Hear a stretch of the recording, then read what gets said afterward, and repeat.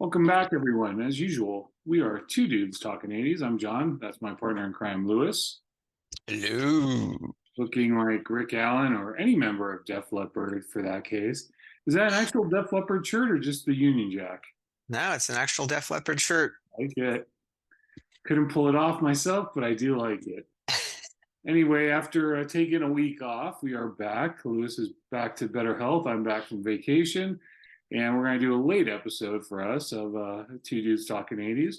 And because it's the holidays, right? And we're going to talk about one of my all time favorite movies, regardless of season, and that's going to be 1988's Scrooged, starring Bill Murray.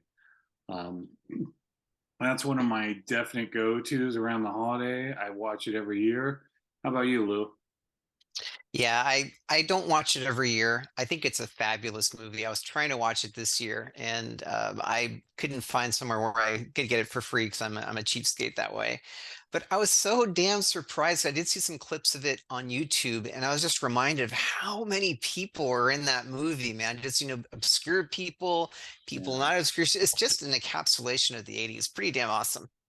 It is, and it's funny because that was the first. I think it was the first movie that Bill Murray did after Ghostbusters, right? So he was really riding high on that wave. And I remember seeing the previews on television, and I've always been very partial to Charles Dickens' A Christmas Carol. I watched a lot of different versions of it. And then when I was, seeing the fact that they had Scrooged coming out, starring Bill Murray, I'm like, I've got to go. And if I remember correctly, I think I saw it on Thanksgiving night. The year it came out in 1988 at the old Burlingame theaters. Okay. My aunt said, "Let's go see it," and I'm like, "Go see it? You don't can't see a movie on Thanksgiving."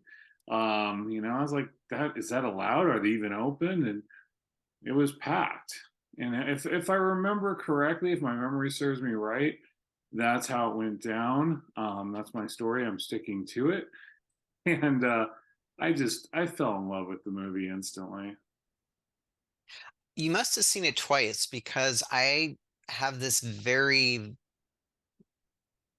I guess in my mind, somewhat accurate recollection that I went with you. And the first time that I did see this was also in the theater. I'm pretty positive I went with you. It was just the two of us. And yeah, it was a great flick. It was one of those ones that I thought was good, but it grew on me more and more after I thought about it and thought about the scenes, and it's just like, no, that was pretty awesome. And now going back to see it, it's amazing. It still holds its own. Yeah, I remember it was kind of one of the first movies. Obviously, Ferris Bueller's Day Off was another one where they kind of used the end credits to break the fourth wall and address the audience.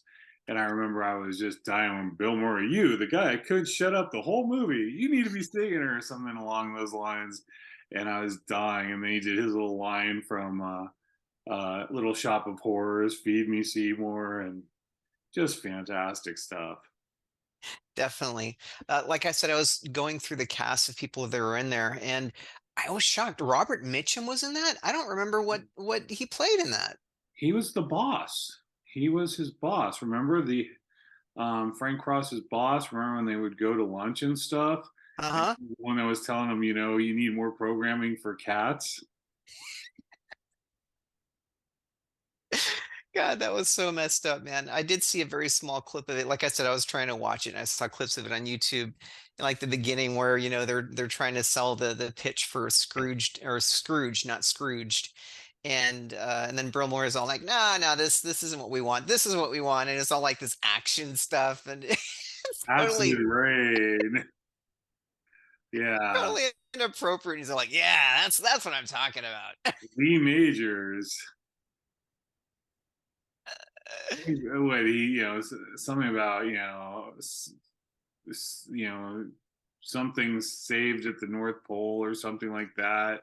The day the reindeer died, and I mean, they just, Burl or not Burl Eyes. I forgot what the singer was, but a Cajun Christmas, and he's being chased by the alligator. I mean, that was just great stuff. I'd watch all of them. Freaking awesome. What if you had to pick a one scene out of it, what would be your favorite?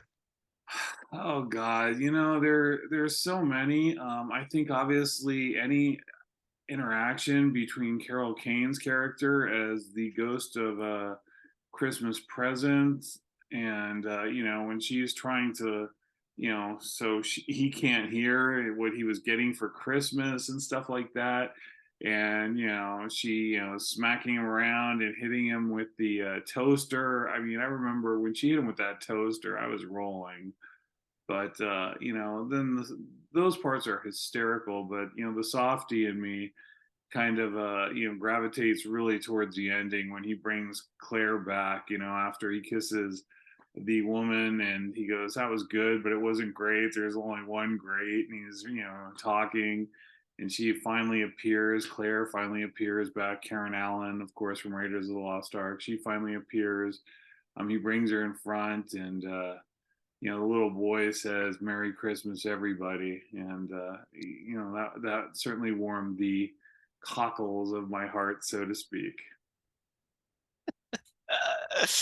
I really enjoyed that part as well. Carol Kane beating the crap out of Bill Murray was just absolutely priceless. She did that so well.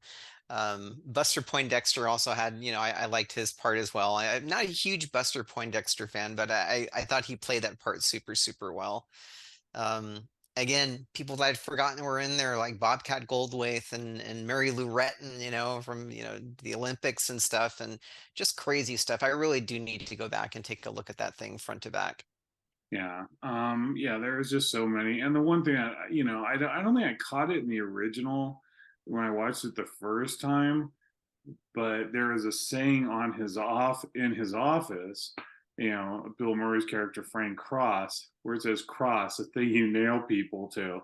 And I'm like, how inappropriate was that for a Christmas movie? And but it's just one of those things. Like I think I discovered that later on in home video. It's like it can't say that, and yeah, it does. But I mean, it was great to get Bill Murray in this because they say some of the roles that he turned down to actually appear in Scrooged, he turned down, and I don't know what parts, but Rain Man, turned down Wow, Big, and he turned down Cocktail, which would have interesting. been very, very interesting to see him in any of those movies. But yeah, so all of those were potential projects for Bill, and he chose Scrooged. And again, apparently they didn't have a really good time working on this. I guess him and the director, Richard Donner, really clashed because Bill Murray's known for improvisation and, not liking a structure, so to speak. And Richard Donner probably didn't enjoy that. But one of the things that I read that I thought was, excuse me, super cool is I guess they had started filming it in '87 for the '88 release, and they were actually filming it around Christmas. And he was trying to get, I think, Christmas Day off, Christmas Eve, Christmas Day, maybe both, I don't know, to get his cast home for the holidays and get them to have time with their families. And the studio said no, they have to do it. So Richard Donner apparently fired everybody right before Christmas and rehired them right after Christmas. And that's what he used as his loophole to get them the time off, which I'm sure they certainly appreciated. That's pretty awesome, man. I didn't know that at all. Yeah. But so, you mentioned some of the people that were in it. I mean, John Houseman too was in it, Jamie Farr. God, there's so many to talk about. Do you remember who was in the movie as the dancers? I want to say it was the Solid Gold Dancers, but I'm not sure. You're absolutely right. And that is the last appearance ever of the Solid Gold Dancers. Oh, that's nuts. The movie, or I'm sorry, the TV show had been canceled. Solid Gold had been canceled before they started filming the movie. So yeah, that is the last appearance ever of the Solid Gold Dancers. So when that movie appeared, Solid Gold and the Solid Gold Dancers no longer existed. Oh, wow. Yeah, and That's really cool, man. Didn't know. yeah, that's another line that always cracked me up where he's like, you can see her nipples. And the guy goes, I can't see, and he's really looking. And yes, Bill Murray does get to kiss a solid gold dancer, so good for him. So I gotta ask you, you mentioned him earlier, Bobcat Goldthwait, um, Elliot Loudermilk in the movie. He's one of those people that I've never been able to stomach. I don't find him funny. I find his persona to be very annoying. But I actually dug him in this movie. And what did you think? Like I said, I tried desperately to watch it again so I could be sort of more refreshed. And I saw him in a very minimal role. I mean, I don't know, I don't remember him having a huge role in that He did movie. not. And it was definitely not his typical persona, as you say, it was way, way more subdued. You could still tell it was him. And from what I saw, I remember them sitting in a meeting. It was like he was one of the office guys or something. And yeah, he played the part well. And like I said, if I really wasn't paying attention, I might not know that it was him. Yeah, there's just so much to enjoy about that movie. Anne Ramsey, another one, she went on to remember for Throw Mama from the Train and the Goonies, and of course she was in this movie as well. But what did you think? I thought the excuse me, the casting of Karen Allen for the love interest of Bill Murray was great. I thought that was a very inspired choice. Yeah, there's very little about this movie that I don't think is great, man. It's everything, the entire cast. It's awesome. It's awesome. And yeah, she was definitely a great pick. So I don't know if you've ever. I know I finally got you out of the house and took you to the Alamo Draft House in San Francisco. Um, so if anyone's watching this, check your local Alamo Draft House because they do what are called movie parties. And unfortunately, they didn't include Scrooge this year as one of their movie parties, which was incredibly bummed me out. Because I went a few years ago. I think it was before COVID.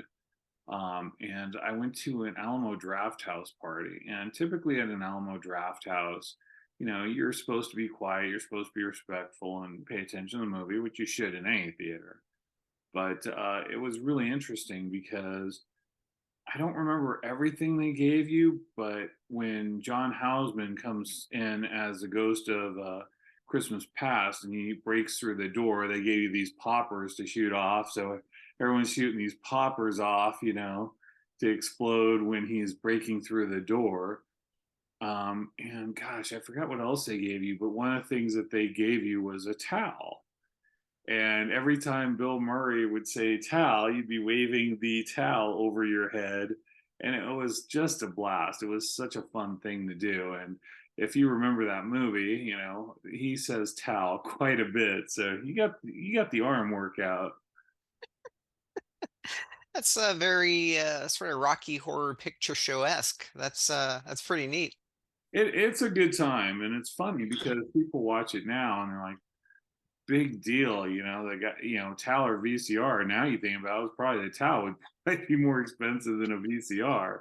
But back then, at the time of the filming, the average VCR was between $500 and $1,500. Isn't that crazy, man? It is, and now what you can buy it for like, if you can even find, can you even buy VCRs anymore? I don't know that they make them new anymore, man. That's a curious question. I don't think that they do, but I'll have to look.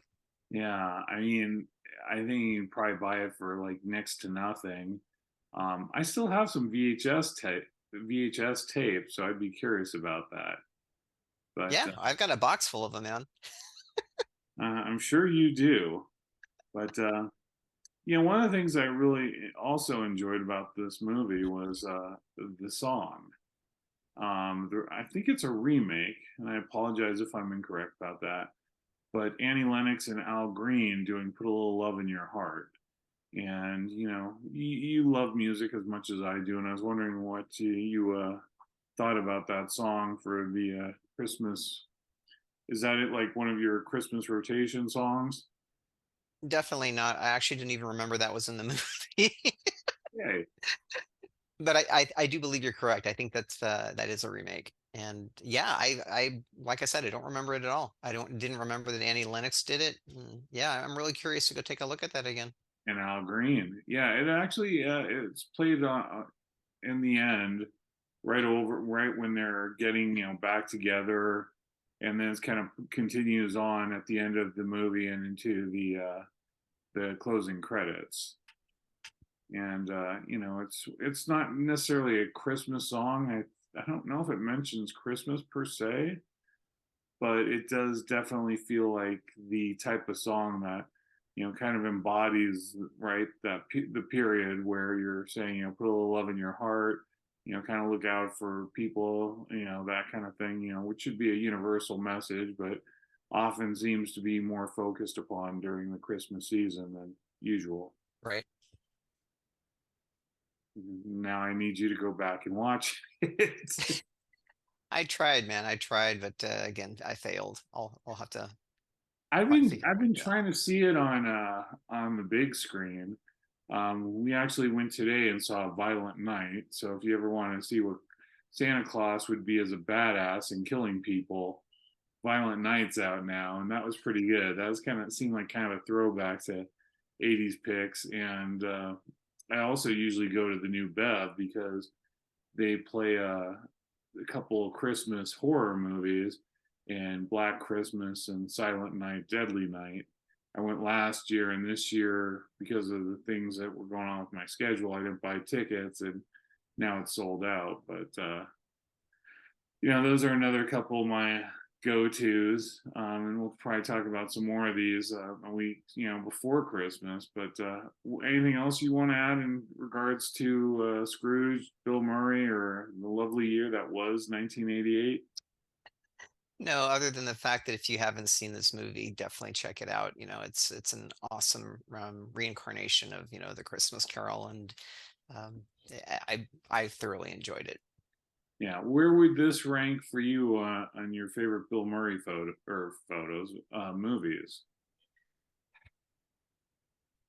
Knee jerk reaction, probably 3 or 4. 3 or 4? What would Yeah. you think you'd have above it? Um. Oh goodness. I'm drawing a blank on the movie, but it was the one where he was Stripes. Stripes is definitely up there. I don't know, maybe number 2. Especially from the 80s, maybe it would be number 2. Yeah, I would even put this one probably above Ghostbusters. I would too. This might be my favorite Bill Murray movie, to be honest. I mean, I love Meatballs. Stripes is great. Ghostbusters is fantastic. I'm sure there's other movies that I'm completely drawing a blank on right now for Bill Murray, but I there's something about this movie that this out of all his movies, and I can watch them over and over, don't get me wrong, but this is probably the one that I can consistently enjoy the most. And I do try to save it for the holiday season, because it's such a big part of my holiday tradition is watching Bill Murray and Scrooge. But yeah, that's probably my favorite. Very cool. All right. Well, appreciate you coming in. I know you haven't been feeling well. Glad to see you're bounding back. So this will be dropped late today, but what are you going to do? Life happens, right? Indeed. Yeah. All right. Well, as always, we appreciate you guys watching this. Let us know what you think. Where does this Bill Murray movie rank in your list? Is this on your rotation? Is this one of your must go tos during the holiday season, like it is mine? And sometimes it's loose. And let us know about that.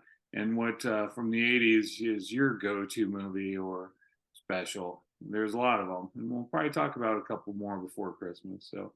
As always, we appreciate you guys watching. Please hit the like, hit the subscribe button. And Lewis, take us out, brother. Peace out. Thank you guys.